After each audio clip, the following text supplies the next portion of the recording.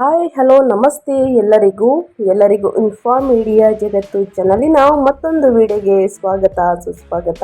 ಸ್ನೇಹಿತರೆ, ಎಲ್ಲರೂ ಹೇಗಿದ್ದೀರಾ? ಎಲ್ಲರೂ ಚೆನ್ನಾಗಿದ್ದೀರಾ ಅನ್ಕೊಂಡಿದ್ದೀನಿ. ನಾನು ಕೂಡ ತುಂಬಾನೇ ಚೆನ್ನಾಗಿದ್ದೀನಿ. ಎಲ್ಲರೂ ಚೆನ್ನಾಗಿದ್ದೀರಾ ಅನ್ಕೊಂಡು ಭಾವಿಸ್ಕೊಂಡು ಇವತ್ತಿನ ಒಂದು ವಿಡಿಯೋನ ಶುರು ಮಾಡಿಬಿಡೋಣ. ಇವತ್ತಿನ ಒಂದು ವಿಡಿಯೋದಲ್ಲಿ ಸಿಂಹ ರಾಶಿಯವರಿಗೆ ಸಾಕಷ್ಟು ಬದಲಾವಣೆಯನ್ನ ನೋಡಿರ್ತೀರಾ ಸ್ನೇಹಿತರೆ. ಯಾಕಂದ್ರೆ ಯುಗಾದಿ ಅಮಾವಾಸ್ಯೆ ಮುಗಿದ ನಂತರ ಸಿಂಹ ರಾಶಿಯವರು ಸಾಕಷ್ಟು ಬದಲಾವಣೆ, ಗ್ರಹಗಳ ಸಂಚಾರ ಮತ್ತು ಗ್ರಹಗಳ ಸ್ಥಾನ ಬದಲಾವಣೆಯಿಂದ ಏನೆಲ್ಲ ಬದಲಾವಣೆಯನ್ನ ಮುಂದಿನ ದಿನಗಳಲ್ಲಿ ನೋಡಲಿದ್ದೀರಿ ಅಂದರೆ ಮಾರ್ಚ್ 25ರಿಂದ ಸಾಕಷ್ಟು ಬದಲಾವಣೆಯನ್ನ ಸಿಂಹ ರಾಶಿಯವರು ನೋಡಲಿದ್ದೀರಿ.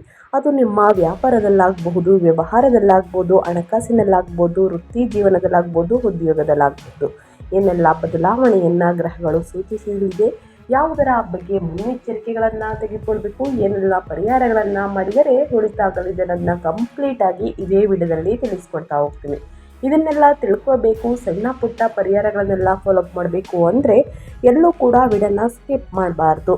ಅಂದರೆ ವಿಡಿಯೋನ ಕಟ್ ಮಾಡಿ ನೋಡಿದ್ರೆ ಫುಲ್ ಇನ್ಫಾರ್ಮೇಷನ್ ಅರ್ಥ ಆಗಲ್ಲ. ಸೊ ಹಾಗಾಗಿ ಎಲ್ಲ ವಿಡಿಯೋದಲ್ಲೂ ತಿಳಿಸ್ತಾ ಇರ್ತೀನಿ.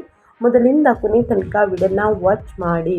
ವಿಡಿಯೋದಲ್ಲಿ ಒಳ್ಳೆ ಮಾಹಿತಿ ಸಿಕ್ಕಿದ್ದಲ್ಲಿ ತಪ್ಪದೆ ವಿಡಿಯೋಗೊಂದು ಲೈಕ್ ಕೊಟ್ಟು, ಇನ್ನೂ ನನ್ನ ಚಾನಲ್ನ ಸಬ್ಸ್ಕ್ರೈಬ್ ಮಾಡ್ಕೊಂಡಿಲ್ಲ ಅಂದರೆ ದಯವಿಟ್ಟು ಇನ್ಫಾರ್ಮ್ ಮೀಡಿಯಾಗೆ ಸಬ್ಸ್ಕ್ರೈಬ್ ಆಗಿ ನಿಮ್ಮ ಅಭಿಪ್ರಾಯಗಳನ್ನು ಕಮೆಂಟ್ ಬಾಕ್ಸಲ್ಲಿ ತಿಳಿಸಿ. ಯಾರೆಲ್ಲ ಸಬ್ಸ್ಕ್ರೈಬ್ ಮಾಡ್ಕೊಂಡಿದ್ರಾ ಅವ್ರಿಗೆ ಮತ್ತೊಮ್ಮೆ ಥ್ಯಾಂಕ್ ಯು ಸೋ ಮಚ್ ಅಂತ ಹೇಳ್ತಾ, ಕಮೆಂಟ್ ಬಾಕ್ಸಲ್ಲಿ ಓಂ ನಮಃ ಶಿವಾಯ ಅಂತ ಕಮೆಂಟ್ ಮಾಡಿ. ಶಿವನ ಅನುಗ್ರಹದಿಂದ ನಿಮ್ಮ ಜೀವನದಲ್ಲಿರುವಂತಹ ಕಷ್ಟಗಳು, ಸಮಸ್ಯೆಗಳು, ಅಡಚಣೆಗಳು ಎಲ್ಲವೂ ಕೂಡ ಸಂಪೂರ್ಣವಾಗಿ ನಿವಾರಣೆಯಾಗಲಿ ಅಂತ ಕೇಳ್ಕೊತಾ ವಿಡಿಯೋದ ಕಡೆ ಗಮನ ಕೊಡ್ತಾ ಹೋಗೋಣ. ಹೌದು, ಸಿಂಹರಾಶಿಯವರಿಗೆ ಮಾಸಿಕ ಭವಿಷ್ಯ ಮಾರ್ಚ್ ದ್ವಿತೀಯಾರ್ಧದಿಂದ ಸಾಕಷ್ಟು ಬದಲಾವಣೆಯನ್ನು ನೋಡಲಿದ್ದೀರಿ. ಒಟ್ಟಾರೆಯಾಗಿ ಹೇಳೋದಾದರೆ ಸ್ನೇಹಿತರೆ, 7ನೇ ಮನೆಯಲ್ಲಿ ಮಂಗಳ ಮತ್ತು ರಾಹು ಸಂಯೋಜನೆಯು ಪಾಲುದಾರಿಕೆಯಲ್ಲಿ ಅಸ್ಥಿರತೆ ತರಬಹುದು. ಸಂಗಾತಿಯು ಆಕ್ರಮಣಕಾರಿಯಾಗಿ ಅಥವಾ ಅಸಮರ್ಥನೀಯವಾಗಿ ವರ್ತಿಸುತ್ತಿದ್ದಾರೆ ಎಂದು ನಿಮಗೆ ಅನಿಸಬಹುದು. ಜೊತೆಗೆ ನಿಮ್ಮ ರಾಶಿಯ ಅಧಿಪತಿಯಾಗಿರುವಂತಹ ಸೂರ್ಯನು ಮಾರ್ಚ್ 15ರಂದು ಕಠಿಣವಾದಂತಹ 8ನೇ ಮನೆಗೆ ಪ್ರವೇಶಿಸಿ ಶನಿಯೊಂದಿಗೆ ಸೇರುತ್ತಾರೆ. ಸ್ನೇಹಿತರೆ, ಇದು ಅಪ್ಪ ಮಗನ ಸಂಯೋಗ ಅಂತಲೇ ಹೇಳಬಹುದು. ಇದು ಕೆಲಸದ ವೇಗವನ್ನು ತಗ್ಗಿಸಲಿದೆ, ಆರೋಗ್ಯದ ಕಡೆಗೆ ಗಮನ ಹರಿಸುವಂತೆ ಸೂಚಿಸುತ್ತದೆ. ಈ ತಿಂಗಳು ಬದುಕುಳಿಯುವಿಕೆಗೆ ಮತ್ತು ತಂತ್ರಗಾರಿಕೆಗೆ ಪ್ರಾಮುಖ್ಯತೆಯನ್ನು ನೀಡಿ. ಇನ್ನು ಮಾರ್ಚ್ ದ್ವಿತೀಯಾರ್ಧದಿಂದ ಸಿಂಹ ರಾಶಿಯವರಿಗೆ ಒಟ್ಟಾರೆಯಾಗಿ ಹೇಳಬೇಕು ಅಂದರೆ ಸಂಬಂಧಗಳು ಮತ್ತು ಆರೋಗ್ಯಕ್ಕೆ ಒಂದು ಪರೀಕ್ಷೆಯ ಕಾಲ. ಇನ್ನು ಸವಾಲು ಮತ್ತು ಲಾಭಗಳು ಮಿಶ್ರಣವಾಗಿರಲಿದೆ ಅಂತಲೇ ಹೇಳ್ಬೋದು. ಸಿಂಹ ರಾಶಿಯವರಿಗೆ ನಿಮ್ಮ ಲಾಭದ ಸ್ಥಾನದಲ್ಲಿ 11ನೇ ಮನೆಯಲ್ಲಿ ಗುರುಗ್ರಹದಿಂದ ರಕ್ಷಿಸಲ್ಪಟ್ಟಿದ್ದು, ಆರ್ಥಿಕ ಅರಿವು ಚೆನ್ನಾಗಿದ್ದರೂ ಕೂಡ ನಿಮ್ಮ ಸಂಬಂಧಗಳ ಮನೆ ಅಂದರೆ 7ನೇ ಮನೆ ಮತ್ತು ಆರೋಗ್ಯದ ಮನೆ 8ನೇ ಮನೆ ಗ್ರಹಗಳ ತೀವ್ರ ಪ್ರಭಾವಕ್ಕೆ ಒಳಗಾಗಿವೆ ಸ್ನೇಹಿತರೆ. ಇದು ಗ್ರಹಗಳ ಸಂಚಾರ ಮತ್ತು ಗ್ರಹಗಳ ಸ್ಥಾನ ಬದಲಾವಣೆಯಿಂದಾಗುವಂತಹ ಸಮಸ್ಯೆಗಳು ಅಂತಲೇ ಹೇಳಬಹುದು. ಹಾಗಿದ್ರೆ ಯಾವುದರ ಬಗ್ಗೆ ಮುನ್ನೆಚ್ಚರಿಕೆಗಳನ್ನು ತೆಗೆದುಕೊಳ್ಬೇಕು, ಯಾವ ದಿನಾಂಕದಂದು, ಇನ್ನು ಯಾವುದರಲ್ಲಿ ಅದೃಷ್ಟವನ್ನು ನೋಡಲಿದ್ದೀರಿ, ಏನೆಲ್ಲ ಪರಿಹಾರವನ್ನು ಮಾಡಬೇಕು ಸಿಂಹರಾಶಿಯವರು ಅಂತ ನೋಡ್ತಾ ಹೋಗೋಣ. ಪ್ರಮುಖ ಗ್ರಹಗಳು ಅಂತಂದರೆ ಸ್ನೇಹಿತರೆ, ಮಾರ್ಚ್ ತಿಂಗಳಲ್ಲಿ ಪ್ರಮುಖ ಗ್ರಹ ಸಂಚಾರ ಹೀಗಿರಲಿದೆ ಸಿಂಹರಾಶಿಯವರಿಗೆ. ರಾಹು 7ನೇ ಮನೆಯಲ್ಲಿ ಕುಂಭದಲ್ಲಿ ಗೊಂದಲ ಮತ್ತು ಅಸಾಂಪ್ರದಾಯಿಕ ಪಾಲುದಾರಿಕೆಯನ್ನು ಸೂಚಿಸಲಿದೆ, ಅಂದರೆ ಪ್ರಭಾವವನ್ನು ಬೀರಲಿದೆ ಈ ಗ್ರಹ ಸ್ನೇಹಿತರೆ. ಇನ್ನು ಮಂಗಳ ಯೋಗಕಾರಕ 7ನೇ ಮನೆಯಲ್ಲಿ ಕುಂಭದಲ್ಲಿ ದಾಂಪತ್ಯ ಮತ್ತು ವ್ಯವಹಾರದಲ್ಲಿ ಘರ್ಷಣೆ ಹೆಚ್ಚಾಗಲಿದೆ. ಇನ್ನು ಶುಕ್ರ 3 ಮತ್ತು 10ನೇ ಅಧಿಪತಿ ಅಂತಲೇ ಹೇಳ್ಬೋದು, 8ನೇ ಮನೆಯಲ್ಲಿ ಉಚ್ಚ ಸ್ಥಿತಿಯಲ್ಲಿ ಸಂಚಾರವನ್ನ ಮಾಡಲಿದೆ. ಆಕಸ್ಮಿಕ ಧನಲಾಭ ಮತ್ತು ಗುಪ್ತ ವ್ಯವಹಾರಗಳು ಹೆಚ್ಚಾಗಲಿದೆ. ಇನ್ನು ಸೂರ್ಯ ನಿಮ್ಮ ರಾಶಿಯ ಅಧಿಪತಿ 7ನೇ ಮನೆ ಮತ್ತು 8ನೇ ಮನೆಯಲ್ಲಿ ಸ್ನೇಹಿತರೆ ಸಂಚಾರವನ್ನ ಮಾಡಲಿದೆ. ಇದು ಅಹಂಕಾರದ ಘರ್ಷಣೆ ಮತ್ತು ಆರೋಗ್ಯದ ಸಮಸ್ಯೆಯನ್ನ ಸೃಷ್ಟಿಸಲಿದೆ. ಗುರು 11ನೇ ಮನೆಯಲ್ಲಿ ಮಿಥುನದಲ್ಲಿ ಸಂಚಾರವನ್ನ ಮಾಡಲಿದೆ. ಇದು ಯಾವ ರೀತಿ ಪ್ರಭಾವವನ್ನು ಬೀರಲಿದೆ ಅಂದರೆ ಆರ್ಥಿಕ ಲಾಭ ಮತ್ತು ಹೊಸ ಸಂಪರ್ಕಗಳನ್ನು ಸೂಚಿಸುತ್ತಿದೆ ಸ್ನೇಹಿತರೆ. ಇದು ಗ್ರಹಗಳ ಸ್ಥಾನ ಬದಲಾವಣೆ ಆಗುವಂತಹ ಪ್ರಭಾವವನ್ನು ಸಿಂಹ ರಾಶಿಯವರಿಗೆ ಒಟ್ಟಾರೆಯಾಗಿ ತಿಳಿಸ್ಕೊಟ್ಟಿದ್ದೀನಿ. ಇನ್ನು ವೃತ್ತಿ ಉದ್ಯೋಗದ ಬಗ್ಗೆ, ವ್ಯಾಪಾರ ವ್ಯವಹಾರದ ಬಗ್ಗೆ, ನಿಮ್ಮ ಹಣಕಾಸಿನ ಬಗ್ಗೆ, ಅದೇ ರೀತಿ ಮಕ್ಕಳ ಬಗ್ಗೆ, ಆರೋಗ್ಯ ಮತ್ತು ಕ್ಷೇಮ ಒಟ್ಟಾರೆಯಾಗಿ ಸಿಂಹರಾಶಿಯವರು ಏನೆಲ್ಲ ಬದಲಾವಣೆಯನ್ನು ಗ್ರಹಗಳು ಸೂಚಿಸಲಿದೆ ನನ್ನ ತಿಳಿಸ್ಕೊಡ್ತಾ ಹೋಗ್ತೀನಿ.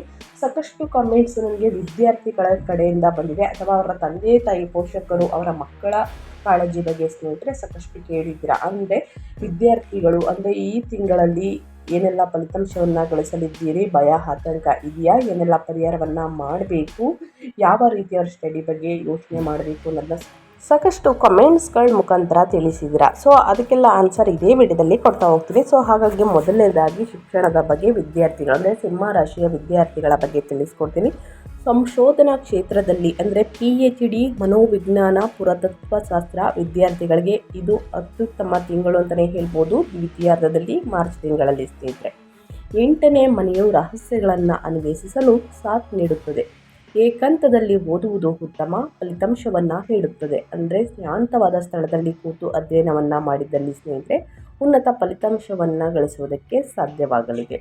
ಆದರೆ ಸಾಮಾನ್ಯ ಪದವಿ ವಿದ್ಯಾರ್ಥಿಗಳು ಅಥವಾ ಶಾಲಾ ವಿದ್ಯಾರ್ಥಿಗಳಿಗೆ ವಿರೋಧ ಲಿಂಗದವರ ಆಕರ್ಷಣೆ ಅಥವಾ ಆರೋಗ್ಯದ ಏರುಪೇರಿನಿಂದ ಗಮನ ಓದಿನಿಂದ ಹೊರ ಹೋಗಬಹುದು, ಅಥವಾ ಆತಂಕ ಭಯದಿಂದನೂ ಕೂಡ ಸ್ನೇಹಿತರೆ ಅಧ್ಯಯನದ ಕಡೆ ಗಮನ ಕೊಟ್ಟು ಓದಿದ್ದಲ್ಲಿ ಸ್ನೇಹಿತರೆ ಮರೆಯುವಂತಹ ಚಾನ್ಸಸ್ ಕೂಡ ಇರಬಹುದು.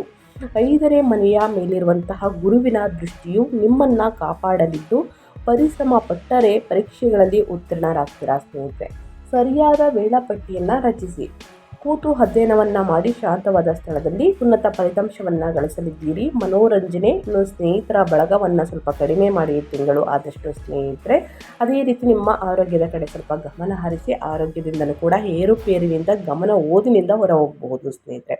ಪ್ರತಿದಿನ ಹನುಮಾನ್ ಚಾಲಿಸವನ್ನು ಓದಿ ಸರಿಯಾದ ಸಮಯಕ್ಕೆ ಕೂತು ಅಧ್ಯಯನವನ್ನು ಮಾಡಿದ್ದಲ್ಲಿ ಉನ್ನತ ಫಲಿತಾಂಶವನ್ನು ಗಳಿಸುವುದಕ್ಕೆ ಸಾಧ್ಯವಾಗಲಿದೆ ಅಂತ ಹೇಳ್ತಾ, ಇನ್ನು ಮುಂದಿನದಾಗಿ ಹೇಳೋದಾದರೆ ಫ್ಯಾಮಿಲಿ ಬಗ್ಗೆ ಅಂದರೆ ಕುಟುಂಬದ ಬಗ್ಗೆ ಹೇಳೋದಾದರೆ ನಿಮ್ಮ ವೈಯಕ್ತಿಕ ಜೀವನ, ಪ್ರೇಮ ಜೀವನ ಒಟ್ಟಾರೆಯಾಗಿ ಏನೆಲ್ಲ ಬದಲಾವಣೆಯನ್ನು ಗ್ರಹಗಳು ಸೂಚಿಸಲಿದೆ ಅಂದರೆ ದಾಂಪತ್ಯ ಜೀವನದ 7ನೇ ಮನೆಯ ಮಂಗಳ ಮತ್ತು ರಾಹುವಿನ ಪ್ರಭಾವದಿಂದ ತತ್ತರಿಸಿದೆ.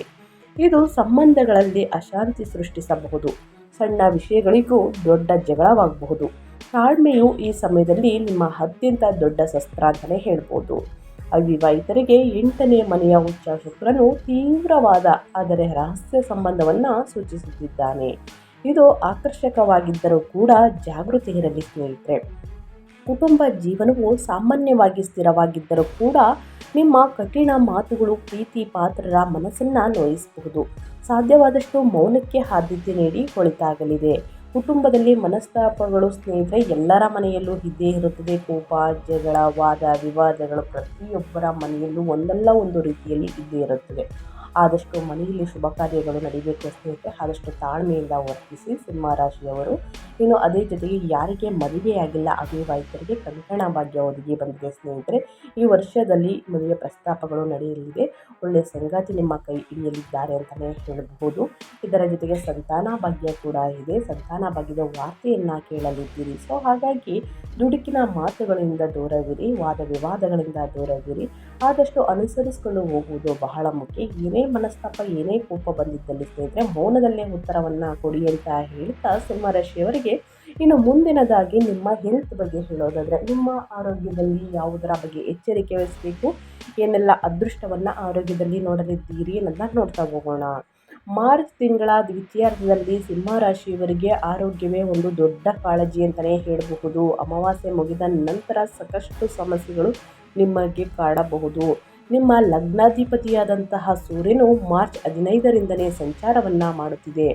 8ನೇ ಮನೆಗೆ ಪ್ರವೇಶಿಸಿ ಶನಿಯೊಂದಿಗೆ ಸೇರುವುದರಿಂದ ಸ್ನೇಹಿತರೆ ಚೈತನ್ಯ ಕಡಿಮೆಯಾಗಬಹುದು, ಶಕ್ತಿ ಕಡಿಮೆಯಾಗಬಹುದು. ಬೆನ್ನು ನೋವು, ಕಣ್ಣಿನ ಸಮಸ್ಯೆ, ಹೊಟ್ಟೆ ಸಮಸ್ಯೆ ಅಥವಾ ದೀರ್ಘಕಾಲದ ತಲೆನೋವು, ಸುಸ್ತಿನಿಂದ ನೀವು ಬಳಲಬಹುದು ಸ್ನೇಹಿತರೆ. ಲಗ್ನದಲ್ಲಿರುವಂತಹ ಕೇತುವು ಮಾನಸಿಕ ಆತಂಕವನ್ನು ಸೃಷ್ಟಿಸಬಹುದು. ಮಂಗಳ ರಾಹು ದೃಷ್ಟಿಯಿಂದ ರಕ್ತದೊತ್ತಡ ಹೆಚ್ಚಾಗಬಹುದು ಅಥವಾ ಸಣ್ಣ ಪುಟ್ಟ ಅಪಘಾತಗಳ ಅಪಾಯವಿದೆ. ಈ ತಿಂಗಳು ಅತಿ ವೇಗದ ವಾಹನ ಚಾಲನೆ ಮಾಡುವುದಕ್ಕೆ ಹೋಗಬೇಡಿ ದಯವಿಟ್ಟು ಸಿಂಹರಾಶಿಯವರು ಸ್ನೇಹಿತರೆ. ಇನ್ನು ಹುಣ್ಣಿಮೆಯ ದಿನ ಜೊತೆಗೆ ಅಮಾವಾಸ್ಯೆ ಸಮಯದಲ್ಲಿ ತಡರಾತ್ರಿಯಲ್ಲಿ ಅತಿ ವೇಗ ಒಳಿತಲ್ಲ. ಸಾಹಸ ಕ್ರೀಡೆಗಳಿಂದ ದೂರವಿರುವುದು ಅತ್ಯಂತ ಅವಶ್ಯಕ. ಇನ್ನು ಮನೆಯಲ್ಲಿ ಚೂಪಾದ ವಸ್ತುಗಳನ್ನು ಇಟ್ಕೊಂಡು ಕೆಲಸವನ್ನು ಮಾಡಬೇಕಾದ್ರೆ ಸ್ನೇಹಿತರೆ ಎಚ್ಚರಿಕೆ ಇರಲಿ. ಸಣ್ಣ ಪುಟ್ಟ ಗಾಯಗಳನ್ನು ಗ್ರಹಗಳು ಸೂಚಿಸುತ್ತಿವೆ. ಸಿಂಹರಾಶಿಯವರಿಗೆ ಯಾವುದರ ಬಗ್ಗೆ ಎಚ್ಚರಿಕೆ ವಹಿಸಬೇಕು ಅಂತ ಕಂಪ್ಲೀಟಾಗಿ ತಿಳಿಸ್ಕೊಟ್ಟಿದ್ದೀನಿ.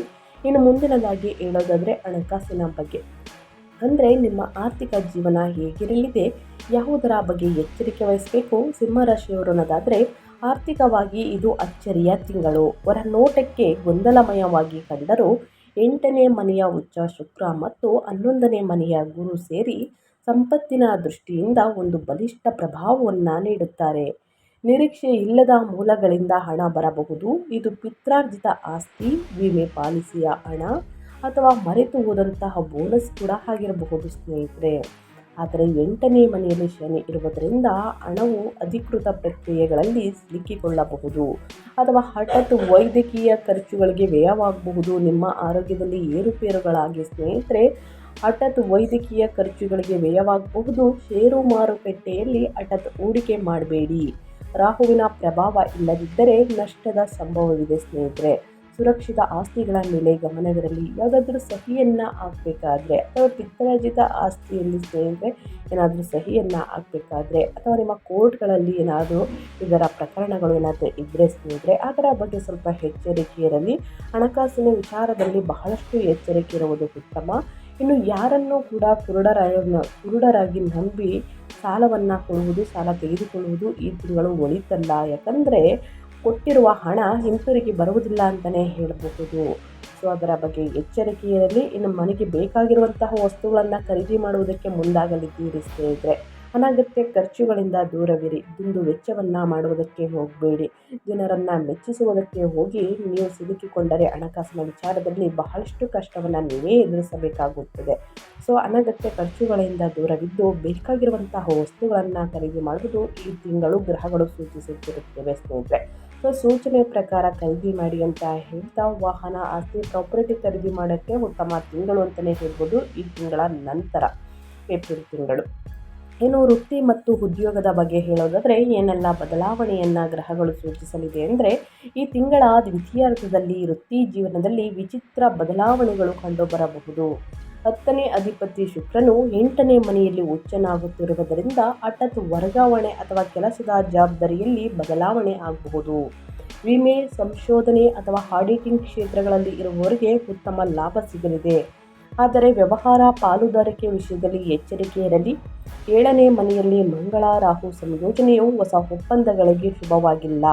ಅಸ್ತಿತ್ವದಲ್ಲಿರುವಂತಹ ಪಾಲುದಾರರು ನಿಮ್ಮ ಮೇಲೆ ಅಧಿಕೃತ ಚಲಾಯಿಸಲು ಅಥವಾ ವಂಚಿಸಲು ಪ್ರಯತ್ನಿಸಬಹುದು. ಕಚೇರಿ, ರಾಜಕೀಯ ತೀವ್ರವಾಗಿದ್ದರೂ ಕೂಡ 11ನೇ ಮನೆಯಲ್ಲಿರುವ ಗುರುವು ನಿಮ್ಮ ಆದಾಯ ಸ್ಥಿರವಾಗಿರುವಂತೆ ನೋಡಿಕೊಳ್ಳುತ್ತಾರೆ ಸ್ನೇಹಿತರೆ. ವ್ಯಾಪಾರ ವ್ಯವಹಾರದಲ್ಲಿ ಹೂಡಿಕೆಯನ್ನು ಮಾಡಬಹುದಾ, ಪಾಲುದಾರಿಕೆಗೆ ಸಹಿಯನ್ನು ಹಾಕ್ಬೋದಾ, ಒಪ್ಪಂದವನ್ನು ತೆಗೆದುಕೊಳ್ಬೋದಾ ಅಂದರೆ ಖಂಡಿತವಾಗಿ ಒಪ್ಪಂದವನ್ನು ತೆಗೆದುಕೊಳ್ಬೋದು. ಮುಂದಿನ ತಿಂಗಳ ತನಕ ಕಾಯುವುದು ಬಹಳ ಮುಖ್ಯ ಸ್ನೇಹಿತರೆ.